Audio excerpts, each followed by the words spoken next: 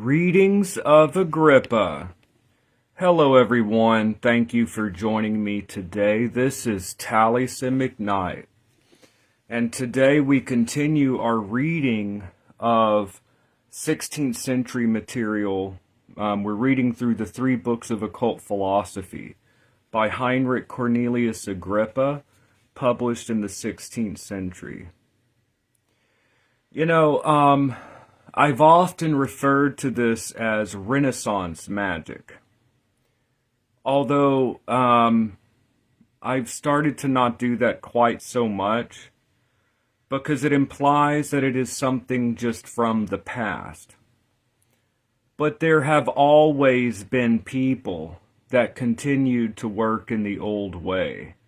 So, in the 17th century, you had people that were still working with classical grimoire magic and things like that.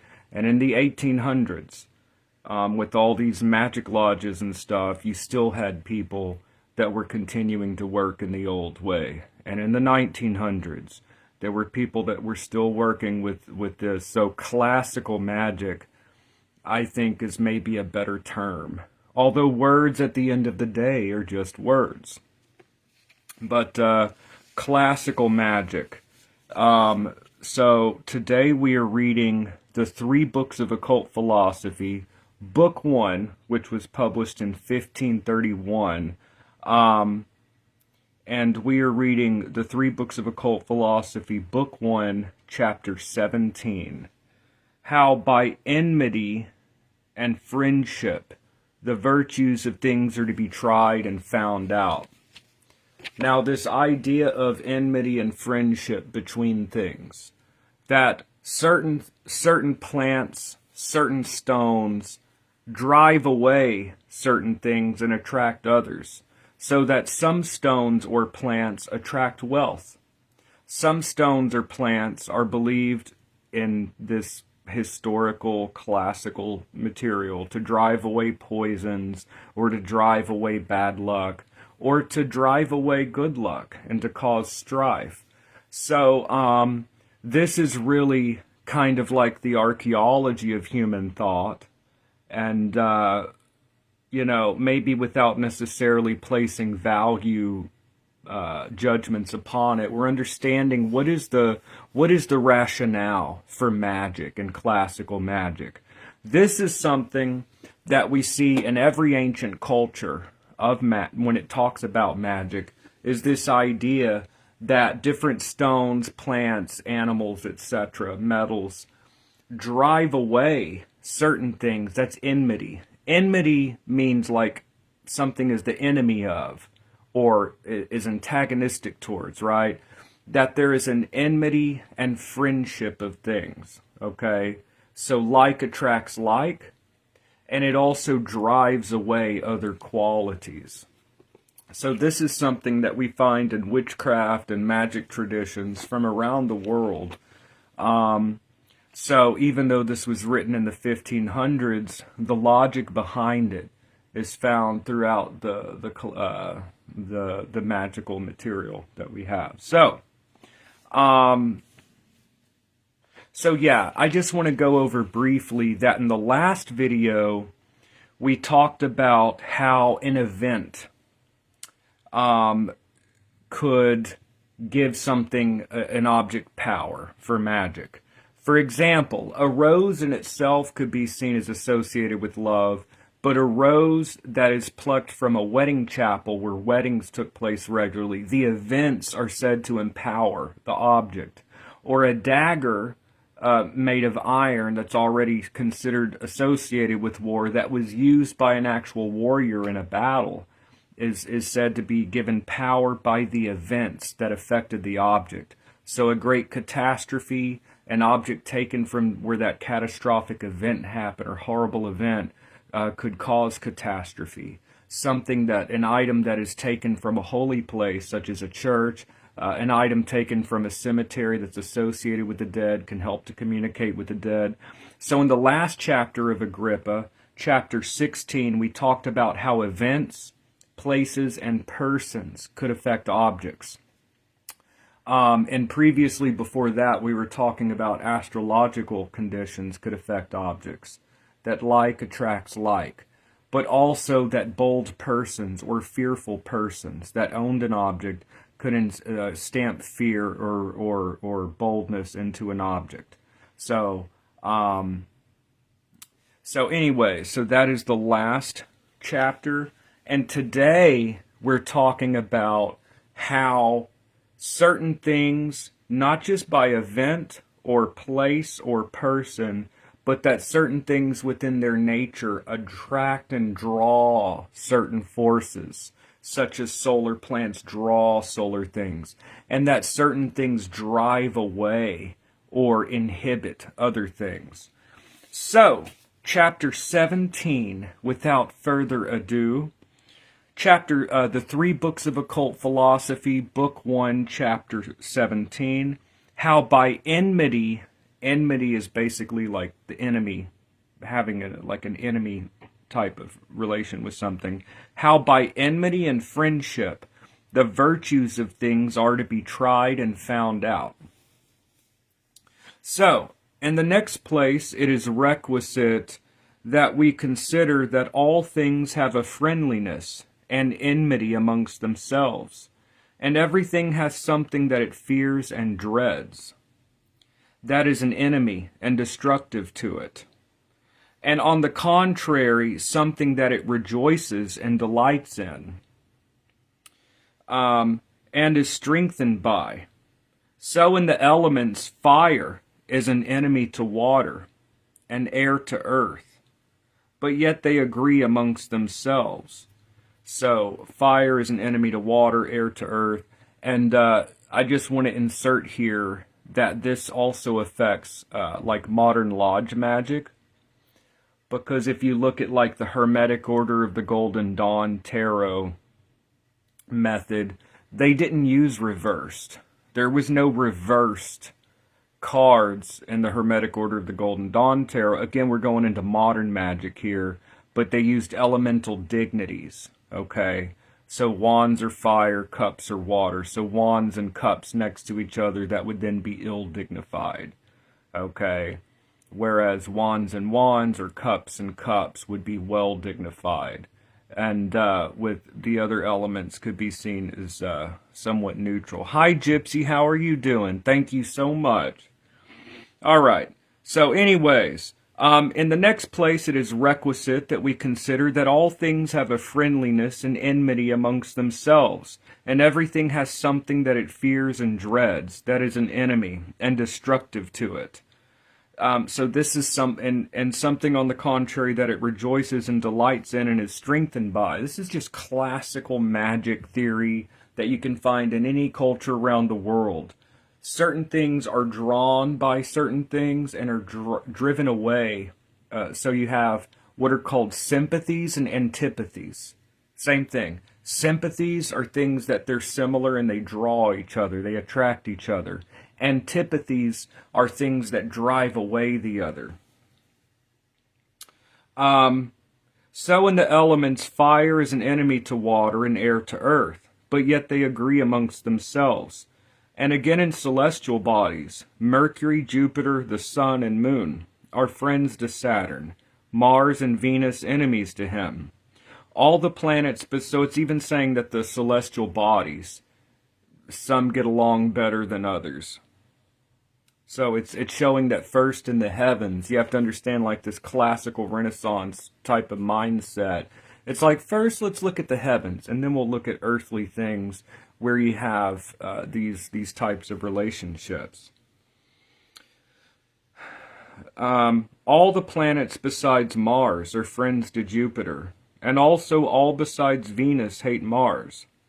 Jupiter and Venus love the Sun. Mars, Mercury, and the Moon are enemies to him. All besides Saturn love Venus. Jupiter, Venus, and Saturn are friends to Mercury. The Sun, Moon, and Mars as enemies. Jupiter, Venus, Saturn are friends to the Moon. Mars and Mercury her enemies. It's interesting. It always refers to the Moon as a her in Agrippa. There is another kind of enmity amongst the stars. That is, when they have opposite houses. As Saturn to the sun and moon. So opposite houses, that's rulership. So for example, Saturn governs Capricorn and Aquarius. And on the opposite side of the wheel, the sun governs Leo, that's the opposite of Aquarius. And the opposite of Capricorn is Cancer, ruled by the moon. So opposite houses, if you think of the zodiac as a wheel, they're on the opposite side.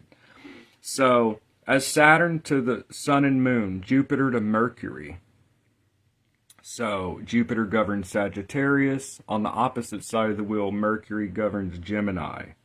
So there's another kind of enmity among the stars. That is when they have opposite houses or rulerships on the wheel, opposite sides of the zodiac. As Saturn to the sun and moon, Jupiter to Mercury, Mars to Venus. And their enmity is stronger, whose exaltations are opposite, as Saturn and the sun. So, for example, the sun is exalted in Aries on the opposite side of the wheel. Saturn is exalted in Libra. So Saturn and the sun would then be seen as like enemies or something. As of Saturn and the sun, of Jupiter and Mars, of Venus and Mercury. But their friendship is the strongest, who agree in nature, quality, substances, and power. As Mars with the sun, as Venus with the moon, as Jupiter with Venus. As also their friendship, whose exaltation is in the houses of another. So that Saturn with Venus, because Saturn is exalted in Libra, which is ruled by Venus. Of Jupiter with the moon, because Cancer is ruled by the moon, but Jupiter is exalted therein, etc. Of Mars with Saturn, Mars is exalted in Capricorn, Capricorn is ruled by Saturn. Of the sun with Mars, of Venus with Jupiter, of the moon with Venus. What he's saying here is that, first of all, like I said, he's looking at the heavens. In the heavens, there are friendships and enmities. Some get along, some drive each other away, right? He's establishing this first by saying, let's look at the heavens and see where we see this. Then he's going to look at, like, earthly things, and then he's going to apply these to the other. All right. And of what sort the friendships and enmities of the superiors be, such are the inclinations of things subjected to them in these inferior. These dispositions, therefore, so he's saying that, like, as an example,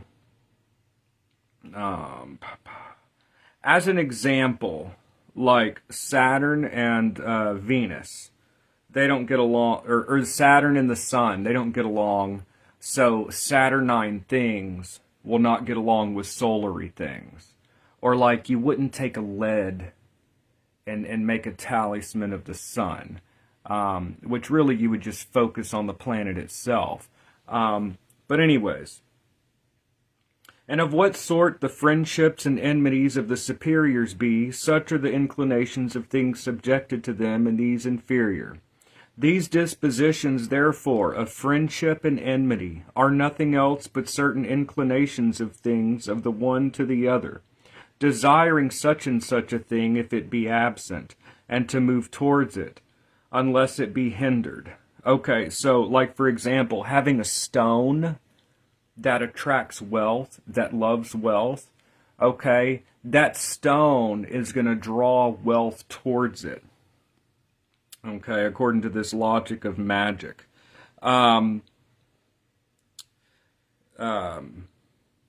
Desiring, so these dispositions, therefore, of friendship and enmity are nothing else but certain inclinations of things, the one towards the other, like a stone desiring wealth. Desiring such and such a thing if it be absent, and to move towards it, unless it be hindered, and to acquiesce in it when it is obtained, shunning the contrary, and dreading the approach of it, and not resting in or being contented with it. Heraclitus, therefore, being guided by this opinion, professed that all things were made by enmity and friendship. Now the inclinations of friendship are such in vegetables and minerals, as is that attractive inclination which the lodestone hath upon iron. The emerald draws riches to it. The emerald upon riches and favor. The jasper upon the birth of anything. And the stone acates upon eloquence. So these stones draw wealth or love or favor because they yearn towards those things that the object loves. As opposed to enmity, it drives away those things. So if you're wanting wealth, you probably not only want your talisman of wealth, but you want to avoid those things that drive away wealth. Or if you want love, not only do you have a talisman of love, but you'd probably try to avoid those things that drive away love, as an example.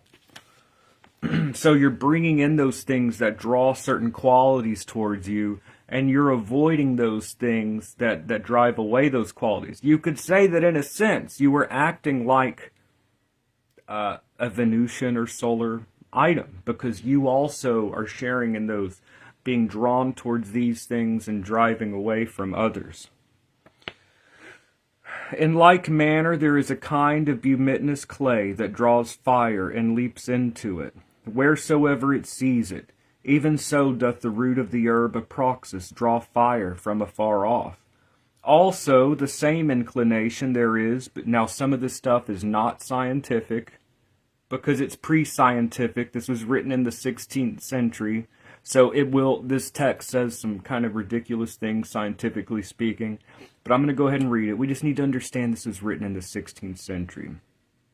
So, even so doth the root of the herb Aproxus draw fire from afar off. Also the same inclination there is between the male palm and female, whereof, when the bough of one shall touch the bough of the other, they fold themselves into mutual embraces. Neither doth the female bring forth fruit without the male. And the almond tree, when she is alone, is less fruitful. The vines love the elm, and the olive tree and myrtle love one the other. Also the olive tree and fig tree love each other. Now in animals there is amity, that is friendship, between the blackbird and thrush, between the crow and the heron, between peacocks and pigeons, turtle doves and parrots, which Sappho writes to Phaon. To birds unlike of times joined are white doves. Also the bird that's green, black turtle dove loves. Again the whale and the little fish his guide are friendly. Neither is this amity in animals amongst themselves, but also with other things, as with metals, stones, and vegetables. So the cat delights in the herb catnip. That's pretty cool that we're reading this from the 16th century, like cats love catnip.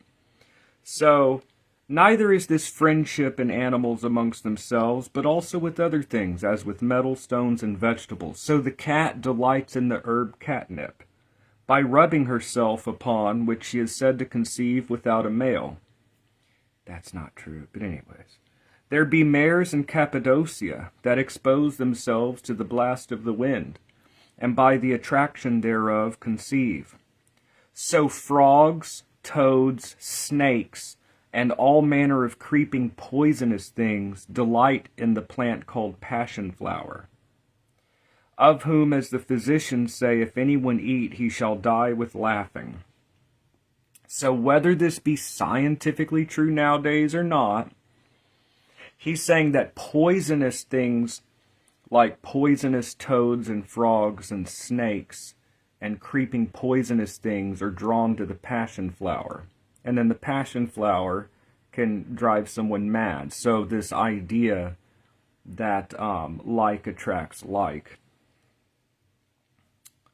The tortoise also, when she is hunted by the adder, eats origanum, and is thereby strengthened. And the stork, when he hath eat snakes, seeks for a remedy in origanum. This idea is that this herb is opposed to snakes, So therefore, eating this herb drives away the poison of the snake. So again, that's using antipathies, or things that drive away others. We use like to draw certain qualities, but we also use antipathies, or we know what to avoid being around or carrying in our possession if it draws things that we don't want. So we use antipathies. And the weasel, when he goes to fight with the basilisk, eats rue, whence we come to know that origanum and rue are effectual against poison. So in some animals there is an inbred skill and medicinal art. For when the toad is wounded with the bite of poison of another animal, he is wont to go to rue or sage, and rub the place wounded, and so escapes the danger of the poison. Again, this is pre-scientific. I don't want people I don't want my YouTube to be affected, People are like, this isn't true. Well, I'm reading the 16th century text, but we're understanding the logic. It's interesting that rue and sage are used here in Agrippa for driving away poisons. So men have learned many excellent remedies of diseases and virtues of things from brutes. So swallows have showed us that salandine is very medicinal for the sight, with which they cure the eyes of their young. And the pie, when she is sick, puts a bay leaf, that's laurel, puts a bay leaf. So the pie, when she is sick, puts a bay leaf into her nest and is recovered. In like manner, cranes, jackdaws, partridges, blackbirds, purge their nauseous stomachs with the same, with bay leaf. With which also, because it drives away the nausea. So it's using an antipathy. Bay leaf is said to drive away sickness and nausea. So taking the leaf will drive that sickness away.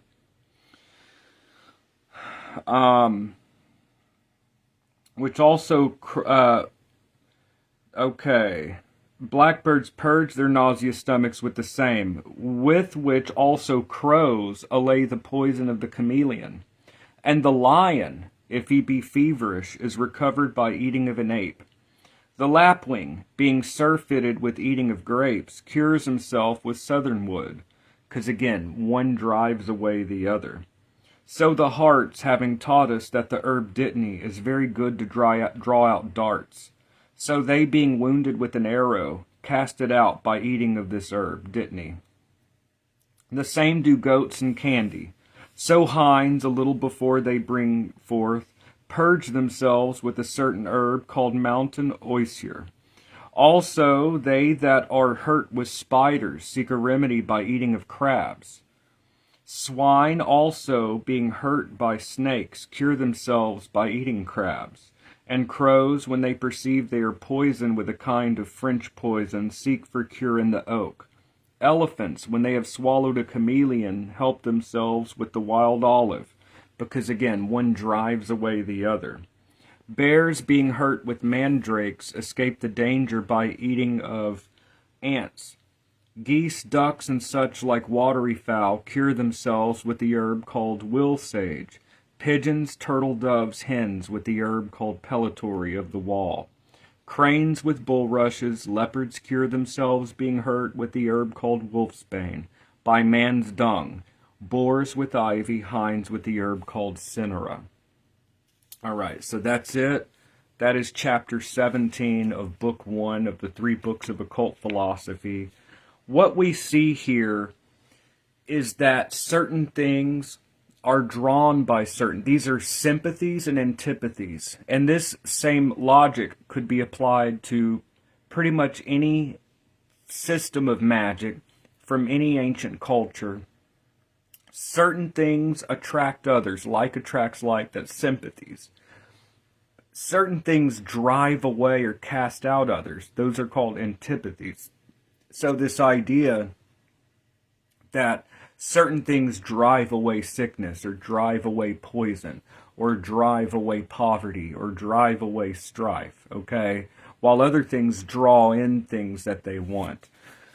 And you could say that, like, for example, you can use this to apply to magic in general. For example, gold is drawn, has a sympathy or a friendship with the sun, and the sun with riches and glory.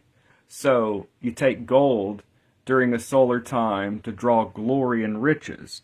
Or iron has a sympathy or a friendship with Mars, and Mars with warfare. Or pleasant smells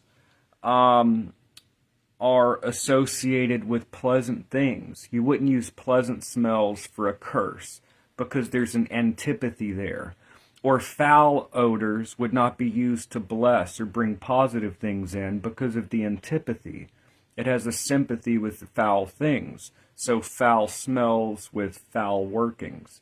So this is kind of that mindset. Or like the moonstone, looks a lot like the moon.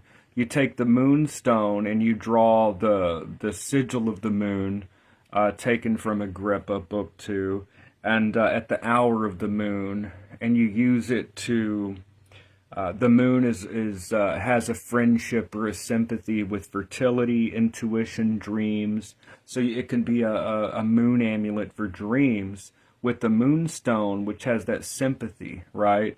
And you would avoid things that have an antipathy for intuitive dreams. So this is just kind of understanding this classical Renaissance mindset. But this, is basically the idea that we find in Agrippa. He's explaining how magic works. So, thank you so much for joining me today. I've been having kind of a rough time lately with, I made a video on Patreon about the Yao formula, which is modern magic, about the Yao formula and, like motivation and, anytime you do something, you begin with a lot of excitement and joy. Stage 2 is the stage of apophis, where we have kind of a death process, kind of a difficult phase. You push through, you get to resurrection. You've gone through the death process into a higher state. The natural state is refined through fire, and we come to a more exalted state. But, I've been kind of having a rough time kind of making myself do videos every day like I was. But I just got to push. So what I think I'm going to do today, and I usually don't like to promise things, but because things happen. But what I'm going to try to do, this is a video for everyone. Tonight, it may be early morning, I'm going to have one for Patreon. So I'm thinking about, I might start doing like 2 a day. We're going to see how it goes. But I at least want to have like daily content. But that's the cyclical nature of things, But here lately I've been having kind of trouble making myself do this every day. But I'm going to push through it. Let me see if I have any comments. Thank you so much, Gypsy. I really do appreciate it. Let me see. I don't see any other comments here. So this is a video for everybody. And then I'm going to have a video for Patreon. Inshallah. The God's willing. But this is, we're continuing our reading of the 3 books of occult philosophy by Heinrich Cornelius Agrippa, published in the 16th century. So we're going to keep working through this material, y'all. Yeah, thank you so much for joining me. I'm thinking also it might be a good idea. I've been thinking about doing readings also of Eliphas Levi's Dogma and Ritual of High Magic, and like breaking that down. That would be pretty cool. And I've also been thinking about doing some William Lilly, his works on astrology, or Al-Biruni, something like that. So let me know what y'all think. But anyways, so I will see y'all in the next video. And I'm also going to have some Spanish videos. Okay, también voy a hacer más contenido en español también. Okay, Rob DeSaul, listening from Ireland. Great to hear your videos again. Yao was the first video I ever saw of you about 7 years ago or so. Yeah, thank you so much. That's interesting. That sounds like a synchronicity, possibly. Yeah, I've actually talked about that a few times over the years. The Yahoo form, that's something that's helped me out throughout my life. Rob, I really appreciate you watching from Ireland. That's awesome. It's great to have you here, listening from Ireland. Heck yeah. I was about to say what part, but this is gonna like go. This is gonna go out to the internet. I know you might want to keep it private, but yeah, I've known you for quite a number of years here. I really appreciate you. Okay, it's helped me a great deal too. Thanks. Yep, that's why you just got to push through things. Okay, everything doesn't have to be in the honeymoon stage. It's okay. Actually, that's what's purifying and purging when we go through a period where we don't feel motivated, we don't feel like continuing. This is where most people quit. This is like crisis. This is death. When you push through that, that has a purifying effect. So not everything is always hunky-dory. You got to push through. So anyways, yeah, thank you so much for joining me. Thank you for leaving your comments. This is live on Facebook. I'm going to upload to YouTube. And in the pinned comments, by the way, if people want to buy a copy of Agrippa, I do have monetized links. It does help. I mean, it's monetizing my content. But you don't have to use my monetized links. But that's up. And then when I upload to on Facebook, if you look at the full thing, like if you expand what I wrote with this video, you can get a link to my YouTube and go check out my YouTube channel. And then also, if you're on YouTube, go to the pinned comment and you'll see a link to my Facebook, and that's where you'll catch me live. So anyways, thank you so much for joining me, and I will see y'all in the next video. All right, have a great day, y'all. Thank you so much.